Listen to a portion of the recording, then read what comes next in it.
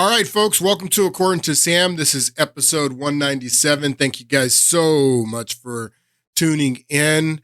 I hope you had a great weekend. It's Holy Week, so I hope you have a great week leading up to the Easter holiday. I'm going to wrap up Ukraine in this podcast, and we hopefully I'm going to wrap it up. I'm going to kind of put a nice little bow on everything that we've been talking about in the past few weeks. Just recap, how we got into Ukraine. I'm going to, if I have time at the end, tell you what I think all of this is about more broadly, and we'll see how it goes. I have a lot to share with you. Let's get right into today's podcast. I want to start, I don't want to spend very much time on this, but I want to start, if you remember the podcast I did last week, remember the controversy, the bloodbath controversy of Donald Trump predicting an economic bloodbath, the media running with it, and I was explaining how this is something that has occurred time and time again since Donald Trump announced that he was running for president as a Republican in 2015. They have taken words out of context, phrases out of context, just made things up out of the blue to demonize this guy. And I told you at the end of, doing that segment, I was like, there's over 1 million Americans who believe that Donald Trump said to drink bleach or inject bleach in 2020 during the COVID crisis.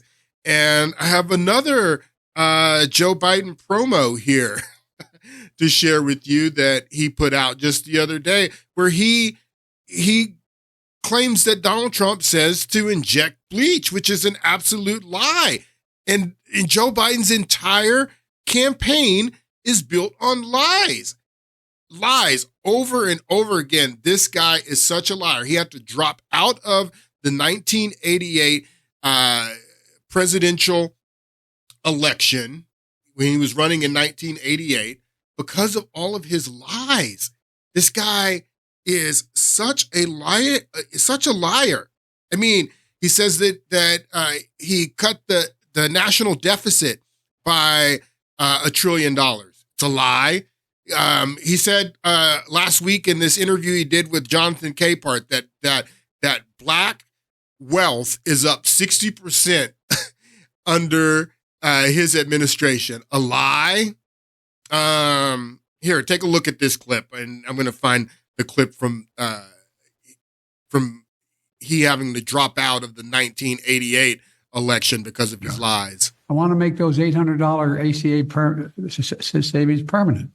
Meanwhile, Donald Trump is about the past and serving himself. This is the guy who doesn't care about science and reason. Remember, during the pandemic, Donald Trump told us to inject ourselves with bleach. He said there's nothing to worry about if you do that. Now Trump keeps saying there's nothing to worry about if you do that. That's what he said. He said inject yourself with bleach and there's nothing to worry about if you do that. Now, Donald Trump never said that. Donald Trump never said to inject yourself with bleach. Donald Trump asked the question, is there some type of disinfectant, because the coronavirus is an infection. So he asked, is there some type of disinfection that we could use internally? And there is actually a light system that is a disinfectant that can be used. But he asked the question, is there some type of disinfectant? They took the word disinfectant and turned it into bleach. And Joe Biden just flat out lies here and says that Donald Trump says to inject yourself with bleach and there's nothing wrong. Doesn't care about science and reason. Remember, during the pandemic, Donald Trump told us to inject ourselves with bleach. He said there's nothing to worry about if you do that. Now Trump keeps telling us he's going to terminate the ACA. Think about what that means. That he said to inject yourself with bleach, there's nothing to worry about if you do that. Now, this is from the 1988 election that he had to drop out of because of his lies. This guy's entire campaign is built on lies. What law school did you attend, and where did you place in that class? And the other question is, could you quickly, I think I probably have a much higher IQ than you do, I suspect. I went to law school on a full academic scholarship. Lie. The only one in my class to have a That's a full lie. academic scholarship. In the first year in law school, I decided I didn't want to be in law school and ended up in the bottom 2/3 of my class, and then decided I wanted to stay, went back to law school, and in fact ended up in the top half of my class. I won the international moot court competition. I was the outstanding student in the political science department at the end of my year. I graduated with 3 degrees from undergraduate school and 165 credits, only need 123 credits, and I'd be delighted to sit down and compare my IQ to yours if you'd like, Frank. If I could say one thing, I think just in my own opinion, I'm not questioning your IQ at all. I'm just saying that with the people that we have elected to office in recent years, I think that we have to question their credentials very solidly. Well, I think you're right, Frank. So But you know what I find? all kind of those are interesting? lies. It seems to me if you can speak, you're at a liability in the Democratic Party. Let's see here. Former Vice President Joe Biden is expected to officially jump into the 2020 race for president on Thursday. This will be his first candidacy. After conceding just last weekend that no one knows me, Senator Joseph Biden of Delaware today became the 5th Democrat to declare he's seeking the party's presidential nomination. Lim Tucker has our report. In 1988, the clarion call for my generation is not, "It is our turn." Where is the? It is our moment of obligation. I can't find the clip where they break down all of the lies that Joe Biden was telling in that election. He actually plagiarizes a speech from a European politician that was part of the reason he had to drop out, and then the flat out lies. And the guy hasn't changed. The Joe Biden today that is running for re-election today, the Joe Biden that is president of the United States today, that has a 38 to 40% approval rating. That guy is the exact same Joe Biden that there's always been. His voting record, his ability to tell flat out lies and just unfazed by telling just flat out lies, and it just rolls off of him. Because he knows the media is not going to call him on it. This Joe Biden is the exact same Joe Biden that has been in Congress, been in Washington for over 40 years. And he just continues to tell lies. So I just thought that was interesting. I wanted to show you that because, of course, millions of Americans believe that Donald Trump says to inject bleach. You have the president of the United States telling that lie. The media tells it over and over again. Donald Trump never said to inject bleach. He never used the word bleach. He said disinfectant. And he didn't say inject it. He was asking the question, is there some form of disinfectant that we can use? Is there anything other than a vaccine that we can use to fight this coronavirus? Can we use hydroxychloroquine? Can we use ivermectin? The answer was no. The only thing we have is vaccines. That was the real problem with Donald Trump's question about disinfectant. All right. So let's get back into Ukraine. The recap here. The war in Ukraine started in November of 2013, and it started with a protest at Independence Square in the capital of Ukraine, in Kiev. The protesters first started to gather in the square because a trade deal that was being negotiated by the then president of Ukraine, Viktor Yanukovych, and the EU had broken down. This is a clip about the trade deal ending and the people starting to show up at Maidan, at Independence Square, to protest. And then you have, as that's going on, you have John McCain and Christopher Murphy two senators, one Democrat, one Republican, going over to Ukraine, encouraging these people and telling these people that we have your back.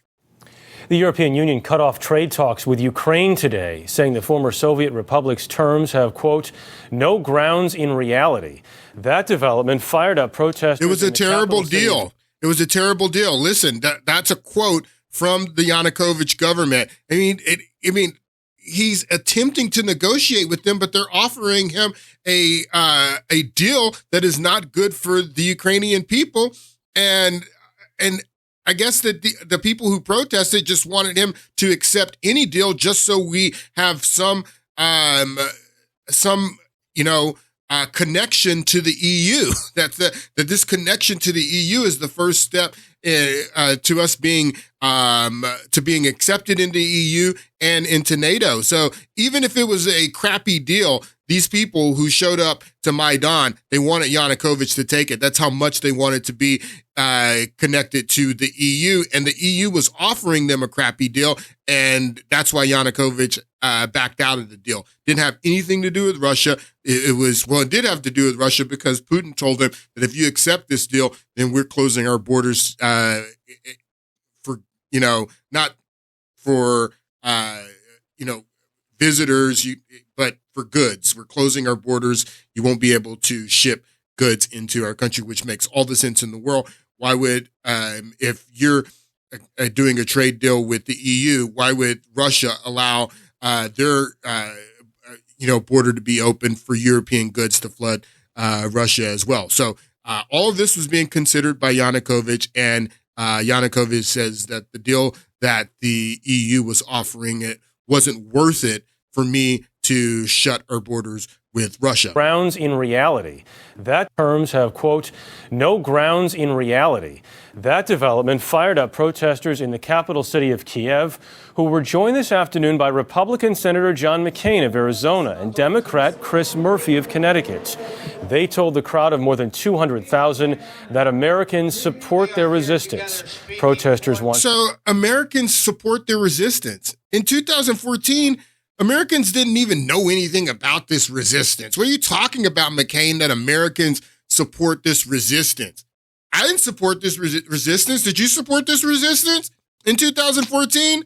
No, but what is McCain and Chris Murphy over there talking about that Americans support this resistance? It's an absolute lie. You know who supports this resistance is the American Uniparty. The deep state, they're the ones who supported this resistance. Republican Senator John McCain of Arizona and Democrat Chris Murphy of Connecticut. They told the crowd of more than 200,000 that Americans support their resistance. Protesters want closer ties to Europe. So they wanted closer ties to Europe, and it didn't matter if it was a crappy deal or what, that they wanted Yanukovych to accept it so they can have closer ties to Europe, so they can be eventually accepted into the EU, so they could be eventually accepted into NATO. And this clown and Chris Murphy were over there saying that Americans support your resistance, this protest. I did not support the protest. Most Americans didn't even know anything about this, but these people supported the protest because they knew where the protest was getting ready to lead. They set the entire thing up. Now, on this trip, Chris Murphy and John McCain, they state that they want no violence from Yanukovych. Do not act in violence against these protesters, or we're prepared to sanction you. Now, where they got the right to tell Yanukovych how to deal with a protest in his country or tell Ukraine what to do with their protesters, I don't know where they thought they got that right, but that's what they did. And Yanukovych, he, didn't act in violence. He didn't do anything to clear the square or to send the protesters home. He let them demonstrate as long as they were demonstrating peacefully.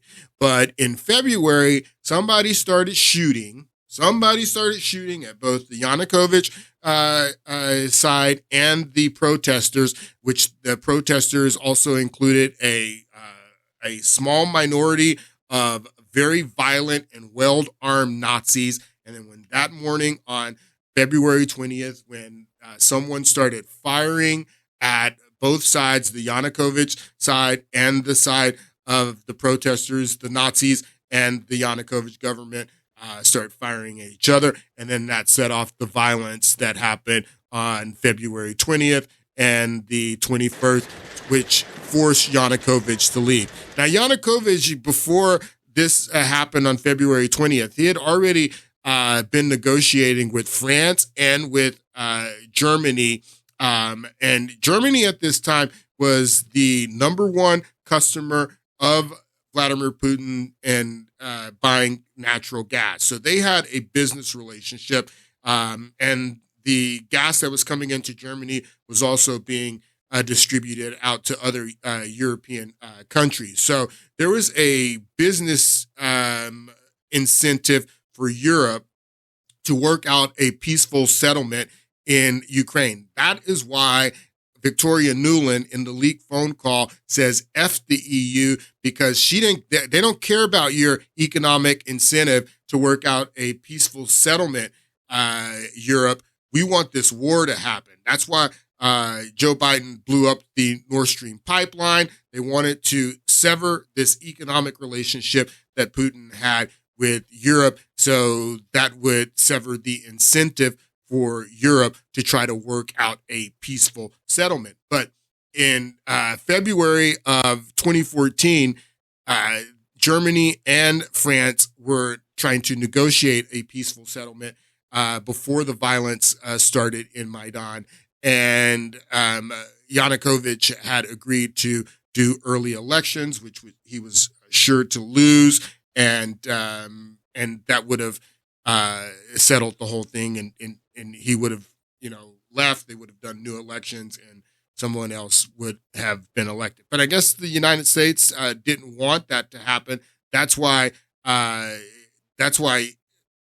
believe, and many people believe, that people who were contracted by the CIA were the ones who started the shooting on the morning of February 20th, which started the violence, which made it a violent coup. Instead of having an early election where people vote Yanukovych out, they got Yanukovych out with a violent coup, and this was the violence. A little bit of the violence that happened on February 20th, 21st, and by the 23rd, Yanukovych was gone. This is February 2014.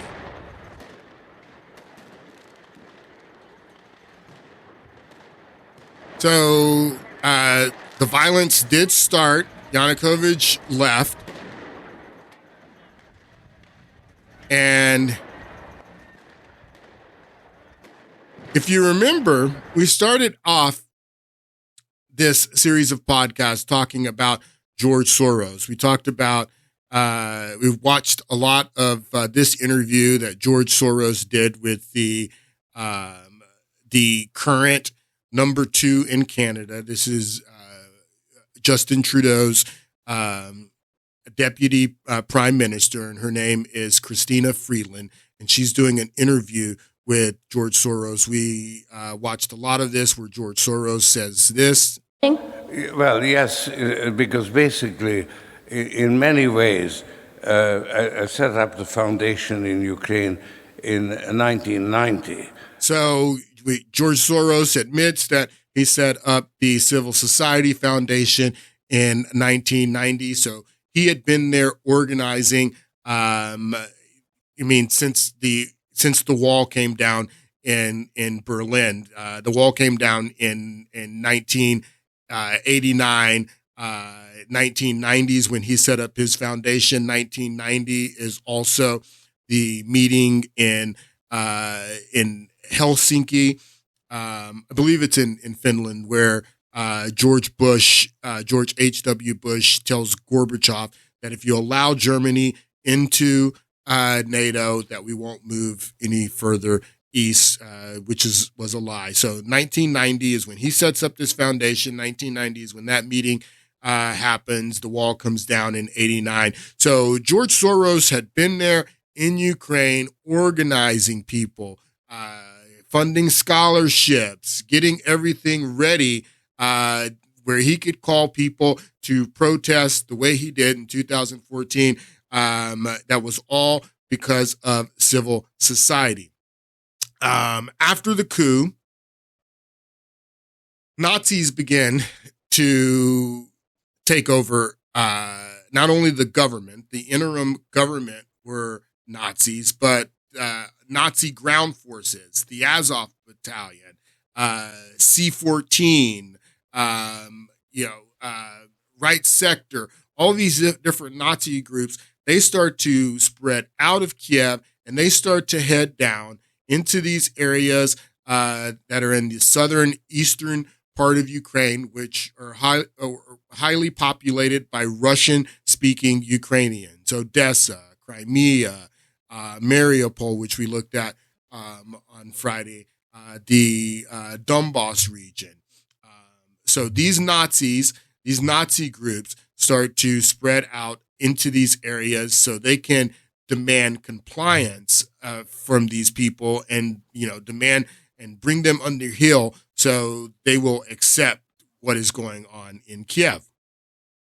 Now, the American government, they refuse, because of John Conyers, he was leading the way. There was another congressman who was working with him from Florida, I forget his name, but they worked together. John Conyers is a Democrat, and this congressman from Florida was a Republican, and they worked together to block funding in 2015 from going to these Nazi groups, to the Azov Battalion and these other Nazi groups. So the Obama administration couldn't directly fund these Nazi groups. But what they could do is they could fund these groups by giving money to George Soros's NGO, non-governmental organization, is what civil society was. And that's what the Obama administration was doing.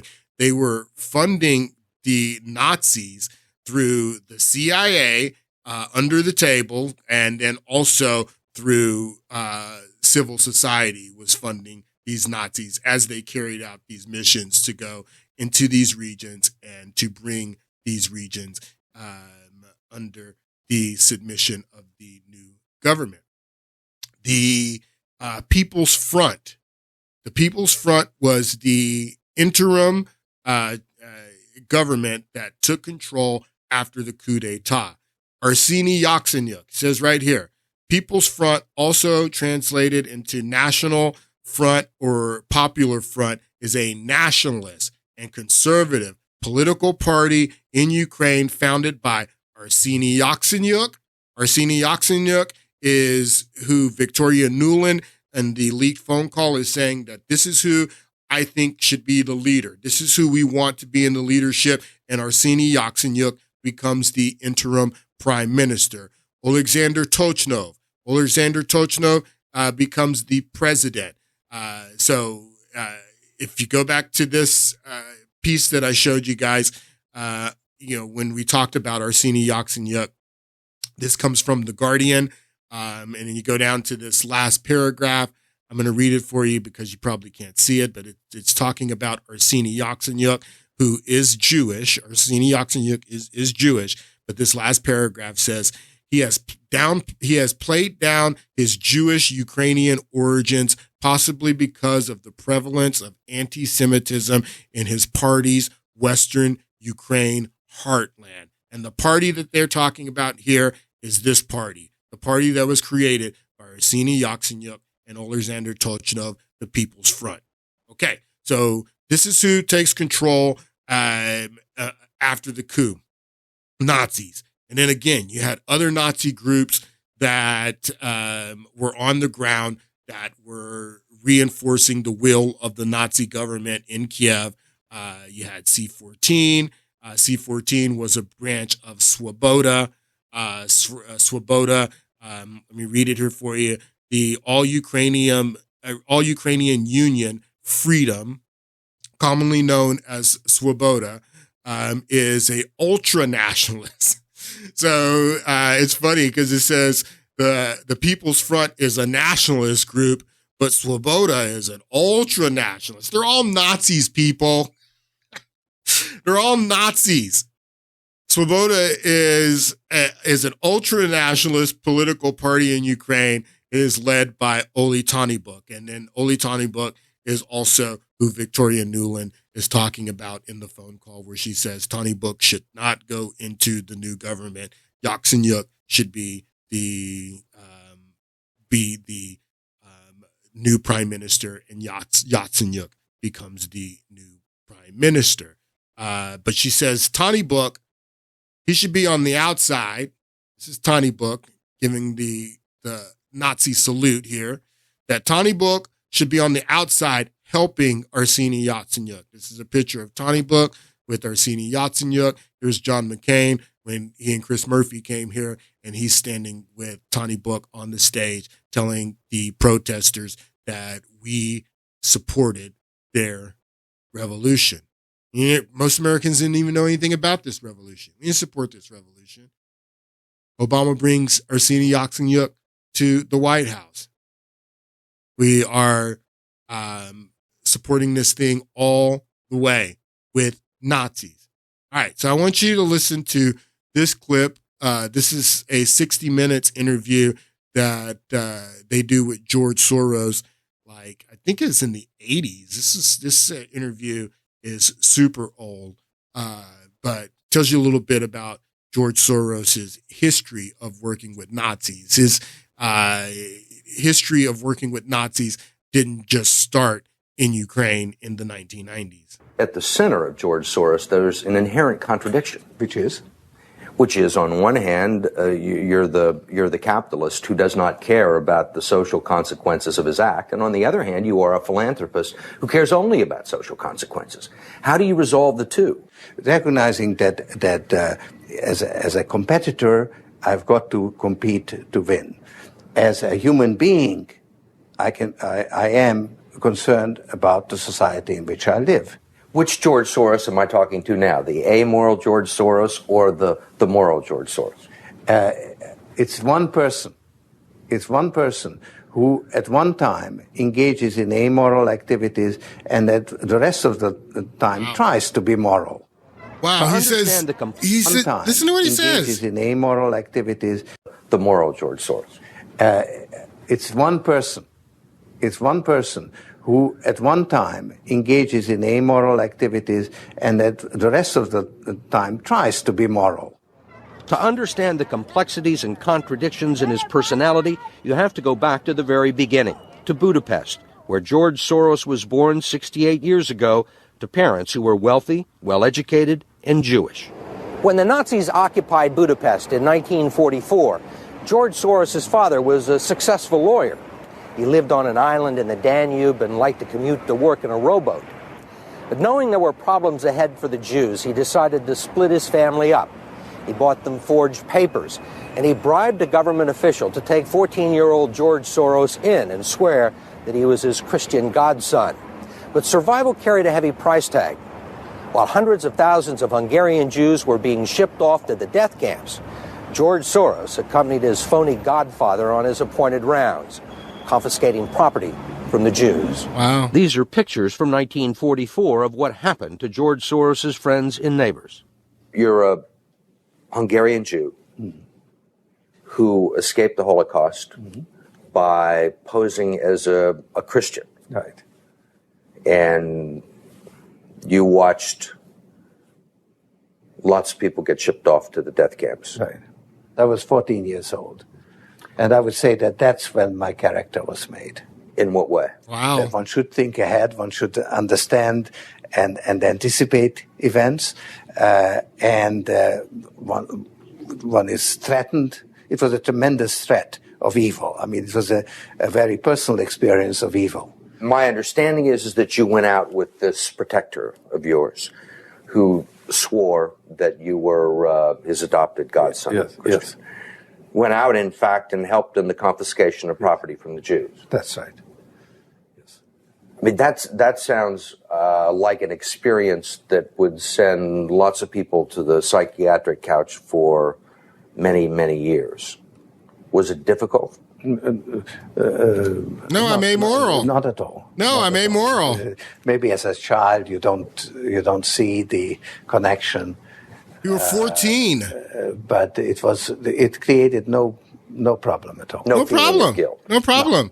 No problem watching the Nazis take his Jewish family and friends off to the concentration camp.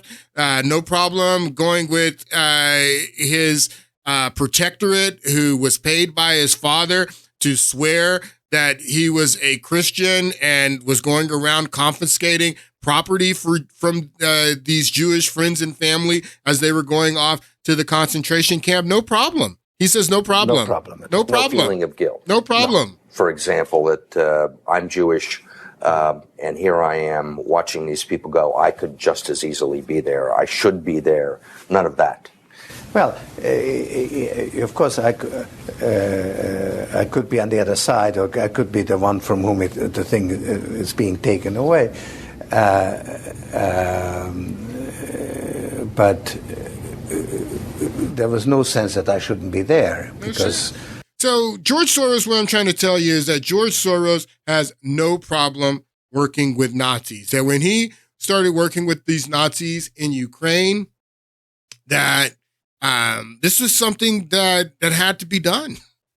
It was business for him, and it still is business. As I showed you that he has $1 billion investment in Ukraine succeeding in this war, and I'm sure other people are invested as well. But the ADL says that if you question George Soros and what he's doing in Ukraine or what he's doing here in the United States, or you talk about George Soros meddling in people's politics, in their social politics, and if you're one of those people, then that's anti-Semitism. You're an anti-Semite.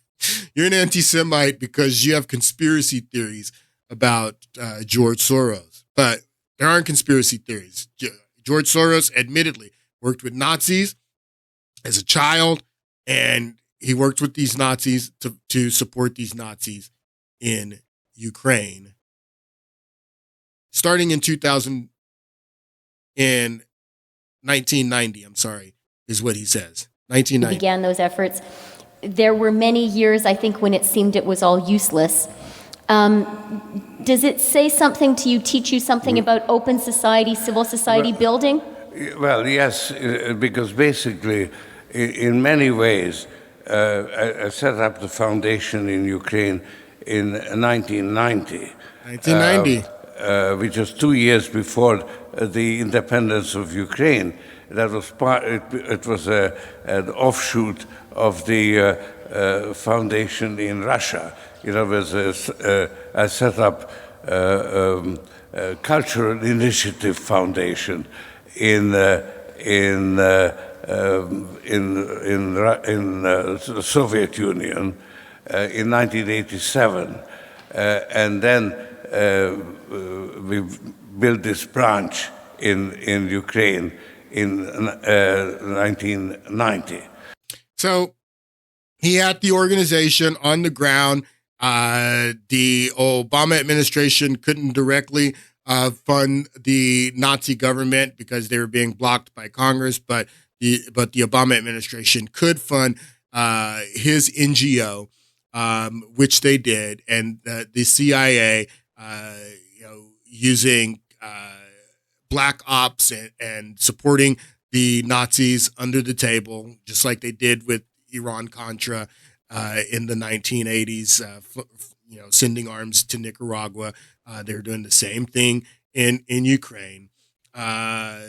This was the largest Nazi group on the ground that was going around and was intimidating the Russian-speaking people, fighting with the Russian-speaking people in the areas of Odessa, Kherson, Mariupol, all these areas. These right sector Nazis were going around, and they were being supported by George Soros, and they were going around to force the Russian-speaking people to accept the new Nazi government and the coup d'etat that had taken place in Kiev.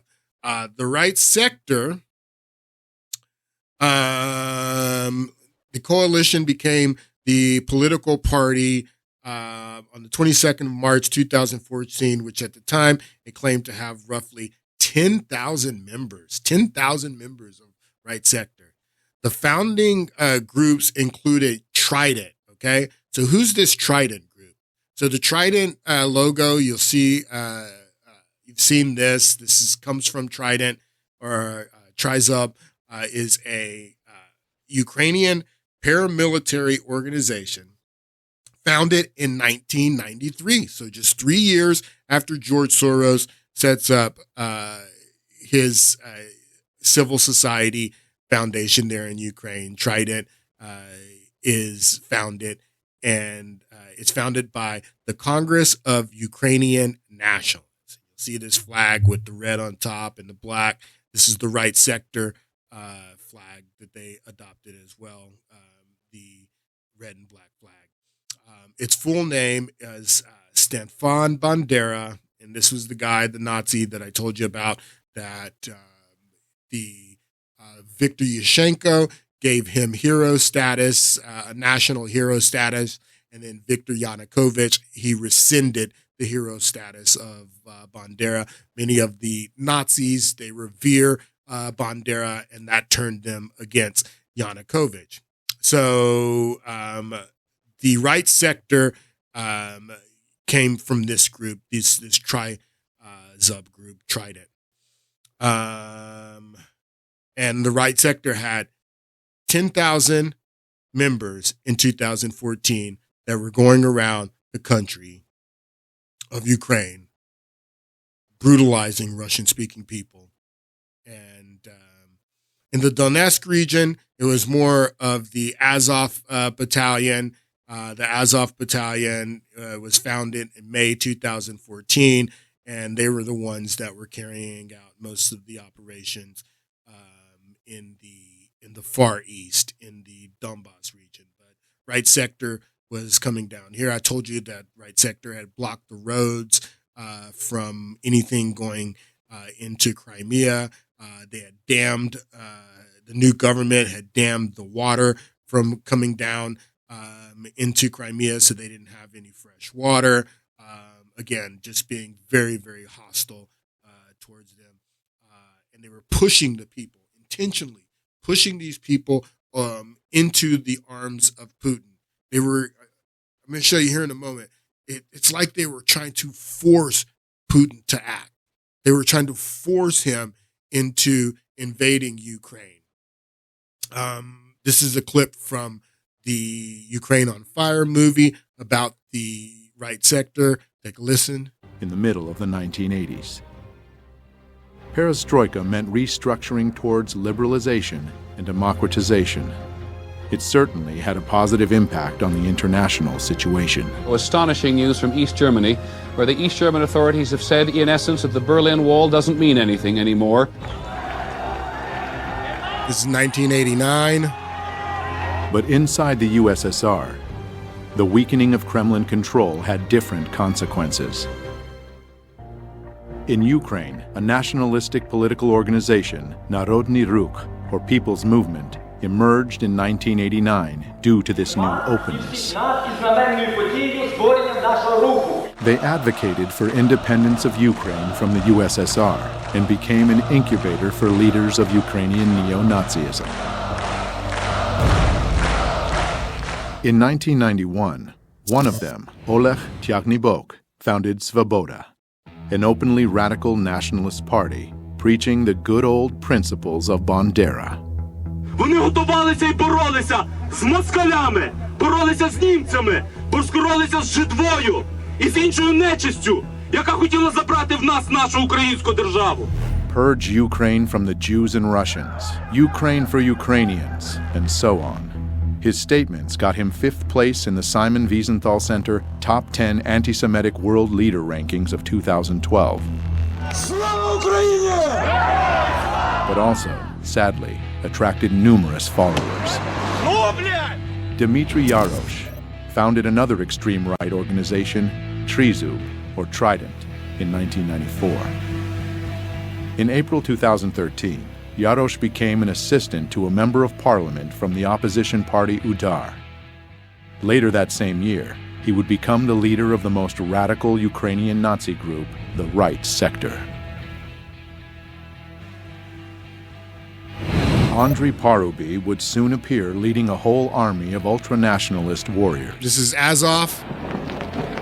And the torch marches would once again light up the streets of Ukrainian cities.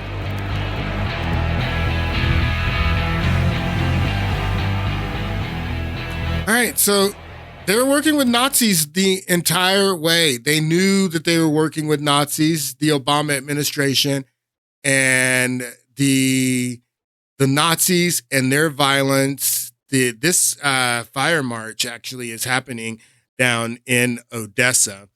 So there are a lot of Nazis down there. And as I was explaining to you in the last podcast, the violence that happened in Odessa and that happened in Mariupol is what really turned the people in the Donbass region against the new transitional government that was in Kiev, the Nazi government, and they had their referendum for independence.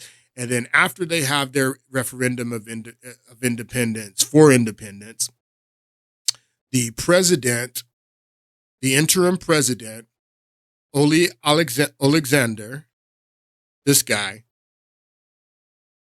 and he's the interim president. Nobody voted for this guy.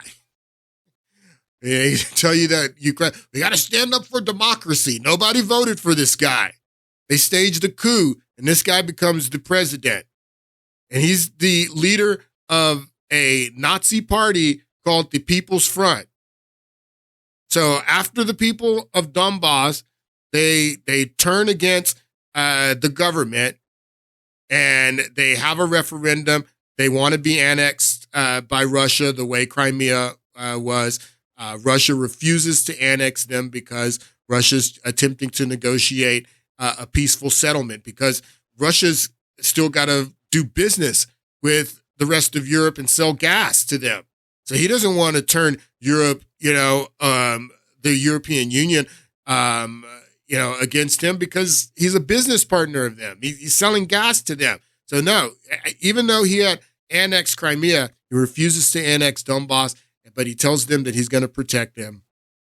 And the CIA, John Brennan, and the Obama administration, they force war. The Alexander Turchinov declares the people, when they vote for their independence, he declares them terrorists.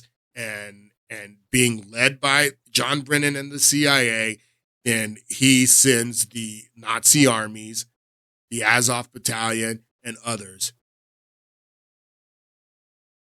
to go and fight against their fellow countrymen, or former fellow countrymen, after they declare their independence, to go and fight in the Donbass. Now, where's that one video that I want to show you guys before I show you? Hold on. Where is it? Let me find it real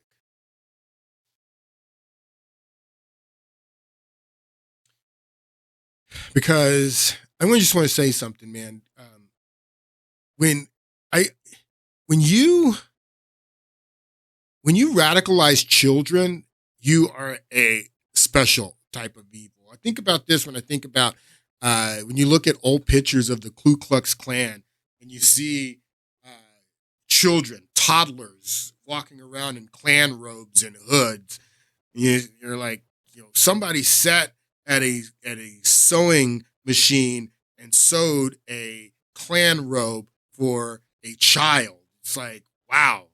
Or even you look at what goes on in Gaza, how some, they teach their children to hate the Jews. Like, I can show you video clips of schools in Gaza where they're teaching these children to hate, and these children grow up to be adults who hate. That's why this war, there's never going to be an end to it, because when you teach children to hate, it's kind of on another level, the type of people who teach children to hate. And that's what's going on here in this video that I'm getting ready to show you.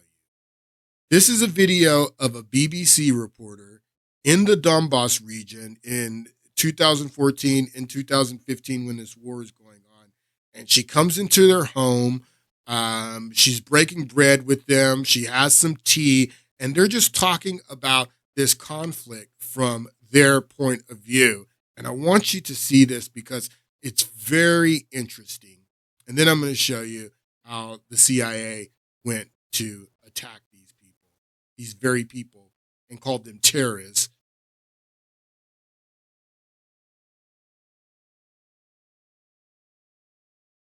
Is what Alexander Turchnov called them. These are the terrorists that Alexander Turchnov is talking about.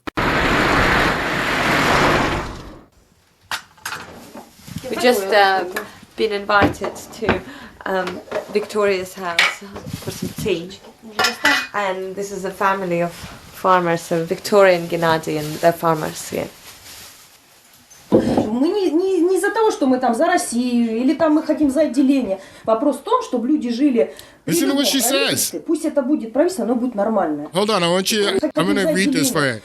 Because going back to what I was telling you in the last podcast, that most of the people in the Donbass didn't want to separate from Ukraine. They did not want to join Russia until the violence from the Nazis, until they started witnessing the violence in Odessa and in Mariupol. And that turned the people against the government. And that's what this woman says here. She says, she says, it's not that we are for Russia or for separation. We weren't for Russia or for separation. Не из-за того, что мы там за Россию или там мы хотим за отделение. Вопрос в том, чтобы люди жили при любом правительстве. Пусть это будет правительство, оно будет нормально. The issue is about people being able to live normally under any government. That the problem is not that even the coup d'etat.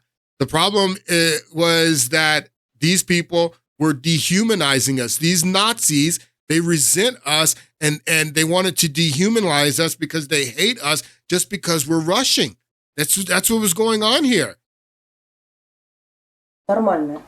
And they were pushing these people into the arms of Russia. They didn't want to separate. They didn't want to be part of Russia, but the Nazis were pushing them into the arms of Russia. It says right here, and we want our opinions to be heard. Его же не слышат. Нас до Киева никто не услышит. Нас просто не слышат. No one in Kiev listens to again, us. do you want to be part of Russia or do you want to be part of Ukraine? And Genna says it's a wrong question. We just want order. Надо сначала навести порядок. Если я фермер, я покупаю дистопливо 15-30, которое стоило... You got to remember, when these people watched what went on in Kiev in 2004, the Orange Revolution. And then they watched Viktor Yushchenko come to power after the Orange Revolution, and then he be such a terrible president that they wanted him gone. So they bring in Viktor Yanukovych. Viktor Yanukovych is corrupt and not great. So he's gone. So going back to 2004, it's 2014 now. So for 10 years, they've witnessed nothing but disorder in Kiev. And that's what they're saying, that it's the wrong question. We don't want to be part of Russia. We just want order, is what they're saying. That it's not that we want to be part of Russia. Если я фермер, я покупаю дистопливо 15-30, которое стоило 8 гривен. Оно в 2 раза поднялось, это на 100% все подорожало. Пришла вот эта новая власть. Она же просто не владеет ситуацией. Вот что обидно. Спасибо. Vic's mother and brother have just arrived. Okay, so the mother and the brother arrive and they get in on the conversation. Okay, these are the terrorists. These people are terrorists according to Alexander Turchnov and the CIA. Zina, Vika's mom, she actually she has a Russian passport. She lives on this side, but has a Russian passport, gets her pension there, and she says that her pension is 4 times bigger than the one she would have in Ukraine. But she says, don't advertise that too much because they're going to call me a separatist, and that's the last thing I need. I'm almost 70. No. Oleg wants to show me some videos that he says are making him and people here really, really angry. This is, he says, what we are seeing on Russian TV. And this family is really interesting because unlike most people that we talk to at demonstrations, pro-Russian demonstrations in Donetsk and Lugansk, they watch Ukrainian television as well as Russian TV, and they say that they're making a very conscious choice. And here to be with Russia, and here is why. Вот это не сепаратизм? Это школа, да? Это школа киевская. Это дети. Нормально разговаривай. Олег. Тише. They're shouting, hang the Russians, hang the Russians. So he says, and now, and you're telling me we're the separatists, we're the bad guys? Hang the Russians is what they're teaching their kids at this school. And look at this mob of children chanting in Western Ukraine, hang the Russians, hang the Russians. They're shouting, hang the Russians, hang the Russians. So he says, and now, and you're telling me we're the separatists, we're the bad guys? We're the terrorists. Who are the terrorists? The terrorists that, the people that block fresh water from going to elderly people in Crimea? The people that teach their kids to chant, hang the Russians, hang the Russians? Who are the terrorists, Ole Alexander? Who are the terrorists? Who are the terrorists, people? I played the clip of Mitt Romney saying that we support the freedom fighters. I did the whole podcast about the freedom fighters. Who are the freedom fighters, people? Who are the freedom fighters? The people who just want order, who just want to live with respect, or the people who block fresh water from going into elderly people in Crimea? The people who stage a coup, who try to outlaw the Russian language, who teach their children to chant, hang the Russians, hang the Russians. Hang the Russians, hang the Russians. So he says, and now, and you're telling me we're the separatists, we're the bad guys? So Ole Alexander says that these people sitting around their table, drinking tea, just farmers in the eastern part of Ukraine, he said these people are terrorists because they wanted just, a bit of human dignity. And they didn't accept the coup d'etat. And it wasn't even about the coup d'etat. Again, they didn't accept the violence that the right sector and these Nazis were perpetrating on their fellow Russian-speaking neighbors in Odessa and Mariupol and other. They forced these people into the hands of Russia. Take a listen to this clip. Were you in Kiev recently? I was in Kiev a couple weeks ago, yes. Mm-hmm. Could you tell us what your mission was? I was out there to interact with our Ukrainian partners and friends. Ukraine's acting president has announced the start of an anti-terrorist operation in the east. I want you to notice the date here. This is April 15th, when the armies are already moving into the Donbass region.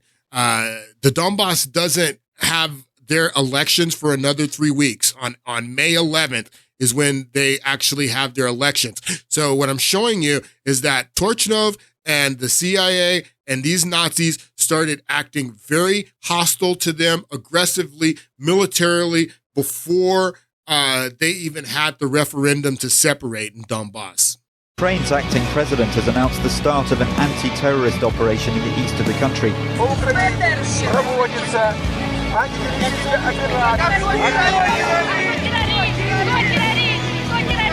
Terrorists, listen. They're calling them terrorists. What terrorists? Who are you calling terrorists?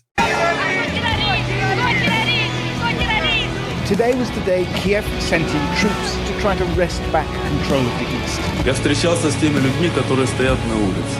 О чем люди говорят? Люди хотят 2 государственных языка. Люди хотят федерализации. Сегодня призывают отправить армию. Сегодня призывают зачистить эти территории. Сегодня Look at this part right here. Today there is a call to send the army there. So we're called to send the army there, talking about Donbass. Today there is a call to cleanse these terrorists. Cleanse. He uses the words cleanse. What is he talking about? Cleanse. They're talking about ethnic cleansing, people. They want the Russian people to come under heel, or they want them gone. They want them to get out of Ukraine is what they wanted them to do. This is called ethnic cleansing. This is what he's talking about. Today there is a call to cleanse these terrorists. Which terrorists is he talking about?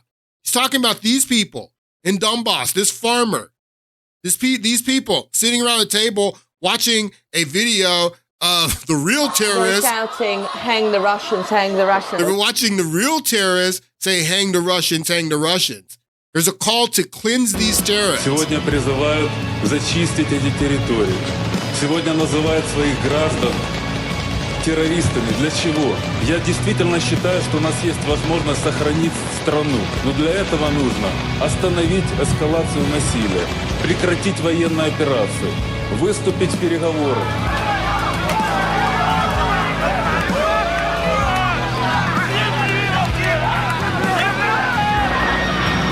Look at that.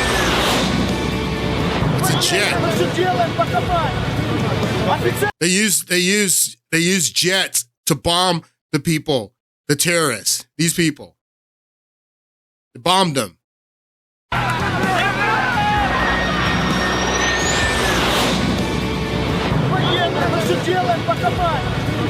Офицер сказал, мы спрыгнули к машине, стали оружие. Все.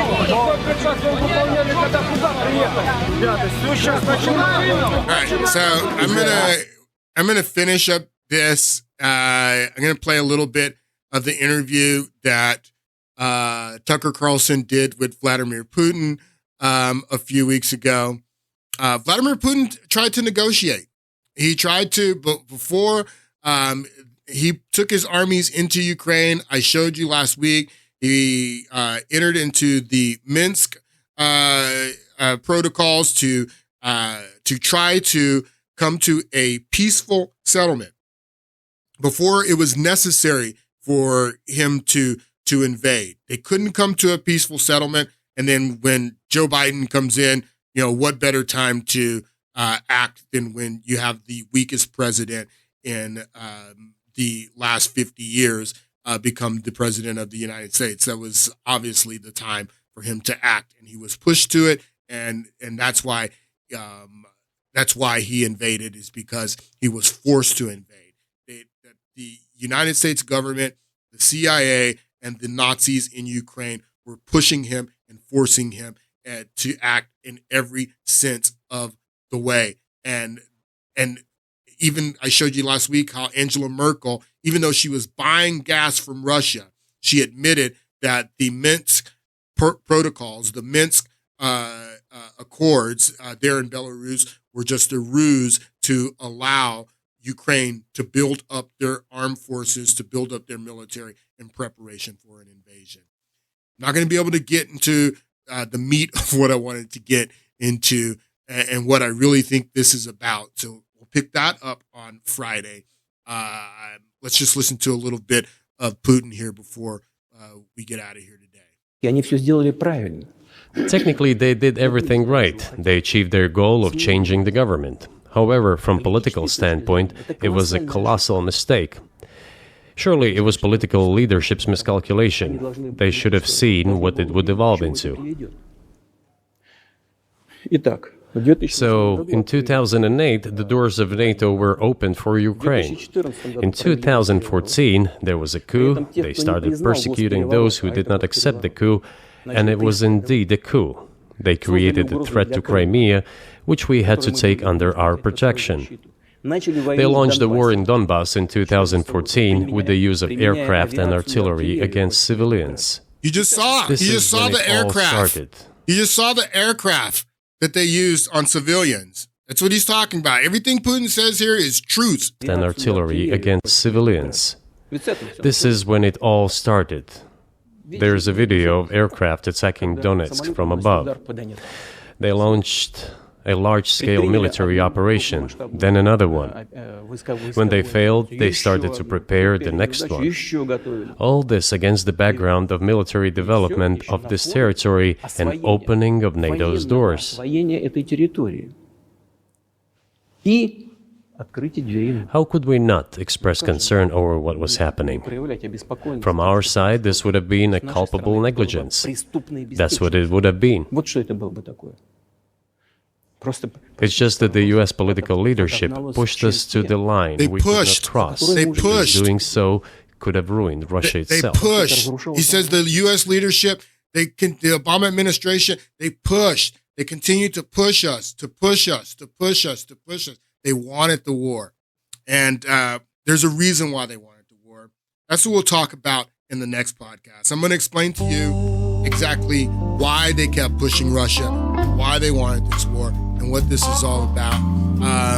I'll see you guys on Friday, and I hope you have a great week. Thank you so much for listening.